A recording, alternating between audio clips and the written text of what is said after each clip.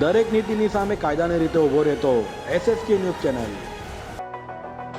સુરતમાં અકસ્માતની ઘટનાઓ વચ્ચે પર્વત પાટિયા વિસ્તારમાં બેફામ ટ્રકના ચાલકે મોપેડ સવાર મહિલાને અડફેટે લઈ મોતને ઘાટ ઉતારી હતી તો અકસ્માત સર્જી ટ્રક ચાલક ભાગી છૂટ્યો હતો। સુરતમાં વારંવાર ભારે વાહનના ચાલકો અકસ્માતની ઘટનાઓને અંજામ આપી રહ્યા છે ત્યારે ફરી આવો જ એક અકસ્માત સર્જાયો હતો।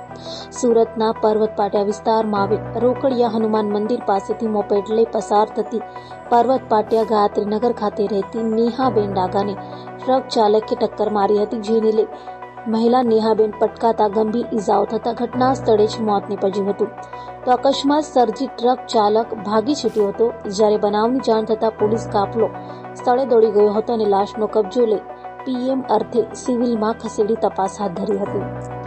મારું નામ અશોક ભગીરથભાઈ રાઠી છે।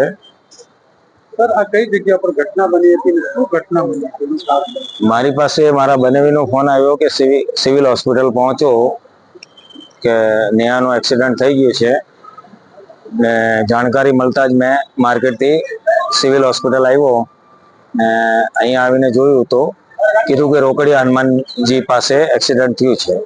આ બેનનું પૂરું નામ નેહા દિનેશ સુરતમાં કઈ જગ્યા? ટવાણી અને નેહા દિનેશ ડાગા। સુરતમાં સર કઈ જગ્યા પર? સુરતમાં આપણે પર્વત પાટિયા ઉપર રહી છે। આ બેનના કેટલા બચ્ચા? એમને એક છોકરો ને એક છોકરી છે। એની ઉંમર કેટલી હતી?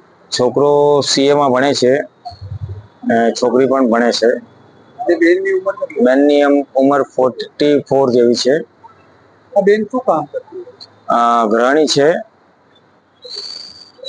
એના હસબન્ડનું કામ અનાજનું બ્રોકરિંગ છે। સર, તમે એના કોણ લાવો?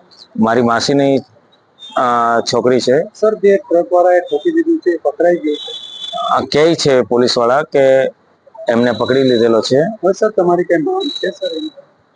માંગ હવે શું, અમારી તો વસ્તુ ચાલી ગઈ છે। શું મેસેજ એવો આપતો બીજાને?